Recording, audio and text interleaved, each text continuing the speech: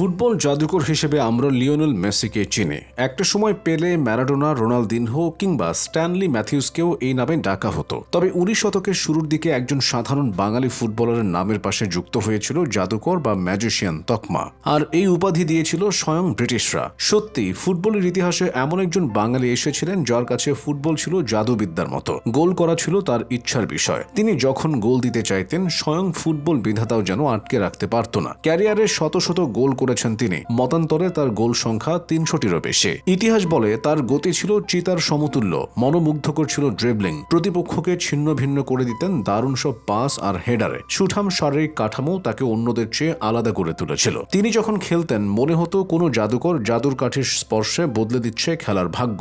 অনন্য ক্রীড়াশৈলী দিয়েই তিনি 19 শতকে এই বাংলায় নিজেকে প্রতিষ্ঠিত করেছিলেন ফুটবলের জাদুকর হিসেবে। 19 শতকে ফুটবল বিশ্বে আলোড়ন সৃষ্টি করা সেই কিংবদন্তি ফুটবলারের নাম হলো সৈয়দ আব্দুস সামাদ। গোল করার অবিশ্বাস্য ক্ষমতার কারণে নাম হয়ে যায় জাদুকর সামাদ। সামাদের খেলোয়াড়ি জীবনের অসংখ্য ঘটনা আজও ফুটবল প্রেমীদের মুখে মুখে ঘুরে বেড়ায়। একবার ইন্দোনেশিয়ায় খেলার সময় তার শটে গোল না হওয়ায় তিনি রেফারিকে চ্যালেঞ্জ করেন। অভিযোগ করেন মাঠের গোলপোস্টের উচ্চতা কম। জোরাজোরি করলে মেপে দেখা যায় গোলপোস্ট সত্যি স্ট্যান্ডার্ড উচ্চতার চেয়ে ছোট। পরে সেটি গোল হিসেবে স্বীকৃতি দেওয়া হয়। এমনই ছিল তার দক্ষতা ও আত্মবিশ্বাস।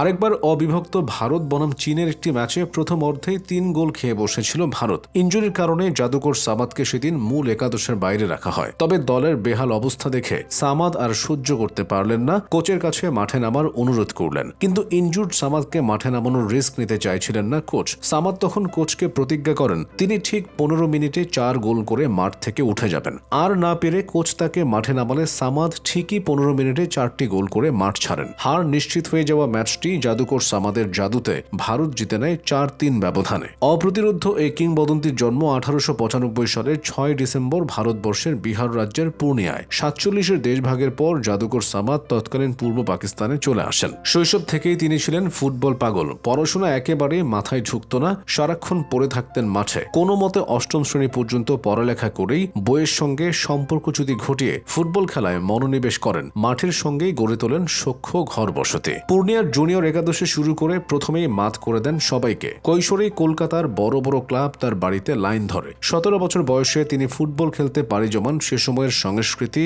জ্ঞান বিজ্ঞান ও খেলাধুলা চর্চার পীঠস্থান কলকাতা মহানগরে। এসে গোটা কলকাতা জুড়ে তার ব্যাপক নামডাক ছড়িয়ে পড়ে। সামাদের এর পরের গল্পটা কেবল এগিয়ে চলার। 1912 সালে তিনি যোগ দেন কলকাতা মেইন টাউন ক্লাবে। 1915 থেকে 20 সাল পর্যন্ত খেলেন রংপুরের তাজহাট ফুটবল ক্লাবে। এই সময়টাতে বাংলার সর্বত্র তার খ্যাতি ছড়িয়ে পড়ে। 1916 সালে শক্তিশালী ইংলিশ ক্লাব সামারসেটের বিপক্ষে খেলেন তিনি। সেই ম্যাচে তার দল 4-1 ব্যবধানে জয় পায়। তার খেলায় মুগ্ধ হয় যাত্রাভিমানী ব্রিটিশরাও। 1921 থেকে 1930 সাল পর্যন্ত তিনি খেলেছেন কলকাতার বিখ্যাত ইস্ট বেঙ্গল রেলওয়ে ক্লাবের হয়ে। এই সময়ে দলকে 3 বার সর্বভারতীয় রেলওয়ে চ্যাম্পিয়নশিপ জেতাতে গুরুত্বপূর্ণ ভূমিকা রাখেন সামাদ। 1927 সালে ডুরান্ট কাপে রানার্স আপ হওয়া দলটির অন্যতম ভরসাও ছিলেন তিনি। একই বছর তার দারুণ এক গোলেই ইংল্যান্ডের ম্যাশউড ফরেস্ট দলের বিপক্ষে জয় পেয়েছিল ইস্ট বেঙ্গল। অনেকের মতে সেটি ছিল তার ক্যারিয়ারের সবচেয়ে স্মরণীয় গোল। শুধু স্থানীয় লিগ নয়, অবিভক্ত ভারতের জাতীয় দলের জার্সি গায়ে দলকে তিনি নিয়ে যান অনন্য উচ্চতায়। 1926 সালে তার হাতেই তুলে দেওয়া হয় ভারতের অধিনায়কত্ব।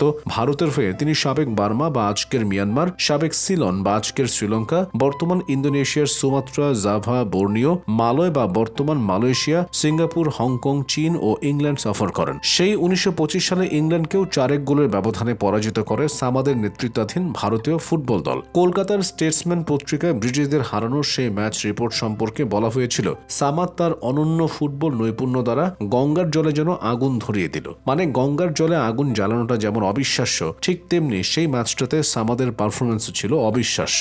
তার মনোমুগ্ধকর ফুটবল শৈলীতে বিমোহিত হয়ে তাকে ম্যাজিশিয়ান বা জাদুকর উপাধি প্রদান করে ব্রিটিশ মিডিয়া। তার খেলা দেখে ওই সময়কার স্কটিশ এক ফুটবল বোদ্ধার মন্তব্য ছিল, সামাদ ইউরোপে জন্মগ্রহণ করলে বিশ্বের অন্যতম সেরা ফুটবলার হিসেবে স্বীকৃতি পেতেন। ব্রিটিশদের বিপক্ষে এমন সাফল্য সে সময় ভারতীয় উপমহাদেশের মানুষের কাছেও ছিল গর্বের বিষয়। অথচ ঔপনিবেশিক শাসনের জাতাকলে পড়ে কখনোই পাদপ্রদীপের আলোয় আসা হয়নি বাংলার ফুটবল জাদুকর সামাদের। পাননি প্রাপ্য অর্থ, যশ আর বৈশ্বিক খ্যাতি। 1933 সালে ক্যারিয়ারের একদম শেষ পর্যায়ে 37 বছর বয়সে এসে সামাদ যোগ দেন কলকাতা মোহামেডানে। নিজের সেরা সময় পার করে আসার পরও মোহামেডানকে তিনি প্রায় একক কৃতিত্বে টানা 5 বার কলকাতা সিনিয়র ডিভিশন লিগে চ্যাম্পিয়ন করেন। এ সময় আইএফএ শিল্ডও ঘরে তুলেছিল মোহামেডান। 1947 সালে দেশভাগের সময় তৎকালীন একদিন পূর্ব পাকিস্তান রেলওয়েতে ইন্সপেক্টর পদে চাকরি নিয়ে দিনাজপুরের পার্বতীপুরে চলে আসেন সামাদ। রেলওয়ের তখন ইন্সপেক্টর নামে কোনো পদ ছিল না, সামাদের সম্মানার্থেই পদটি সৃষ্টি করা হয়েছিল। দীর্ঘ 10 বছর এখানেই চাকরি করেন জাদুকর সামাদ। স্ত্রী আর মেয়েকে নিয়ে বাস করতেন রেলওয়ে কলোনিতে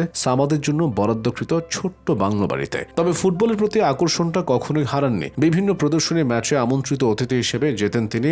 বয়স হয়ে যাওয়ায় খেলায় অংশ না নিলেও জার্সি পরে মাঠে ঘুরে দর্শকদের আনন্দ দিতেন। এরপর যুক্ত হন সংগঠক হিসেবে। 1957 সালে পাকিস্তান জাতীয় ক্রীড়া পরিষদের বেতনভুক্ত ফুটবল কোচ হিসেবে চাকরি শুরু করেন তিনি। 1962 সালে পাকিস্তান সরকার তাকে রাষ্ট্রপতি পদকে ভূষিত করে। 1964 সালে তিনি মৃত্যুবরণ করেন। পার্বতীপুরে তার সমাধিতে শ্বেত পাথরের লেখা রয়েছে, চিরনিদ্রায় শায়িত ফুটবল জাদুকর সামাদ। শেষ জীবনে দিনাজপুরের পার্বতীপুরের বাসাতেই বাংলার ফুটবল জাদুকর অতীতের স্মৃতিচারণ করতেন। সামাদ আসলে কি ধরনের খেলোয়াড় ছিলেন সেটার প্রমাণ এই প্রজন্মের সামনে উপস্থাপন করার উপায় নেই। সেই 1910, 20, 30 শতকের খেলার কোনো ছবি নেই, ভিডিও টিডিওর তো প্রশ্নই আসে না। তিনি যে সময়ের ফুটবল খেলোয়াড় ছিলেন সেই সময়টায় আমাদের উপমহাদেশে ফুটবল খেলাটা ছিল কেবলই চিত্ত বিনোদনের অনুষঙ্গ। পেশাদার ভিত্তি পেতে ফুটবলের তখনও অনেক বাকি, তেমন অর্থকরীয় ছিল না। তবে বাঙালি ফুটবল খেলতে জানে না এমন বাণী যারা দেন তাদের ফুটবল জ্ঞান আর বোধকে অসার প্রমাণ করে ফুটবল জাদুকর সামাদের গল্প। সামাদের জীবনী বলে দেয় বাঙালির বর্ণিল ফুটবল ইতিহাস। স্বাধীন দেশের ফুটবল যদি সামাদের হাতে পড়তো তাহলে হয়তো এদেশের ফুটবলের গল্পটা অন্যভাবে লেখা হতো। কালের পরিক্রমায় সামাদকে আমরা সেভাবে মনে রাখিনি, কিন্তু তার কীর্তিগুলো সামনে নিয়ে এলে এই প্রজন্ম অন্তত তার স্মৃতি বুকে নিয়ে এগিয়ে যেতে পারবে অনেকটা পথ।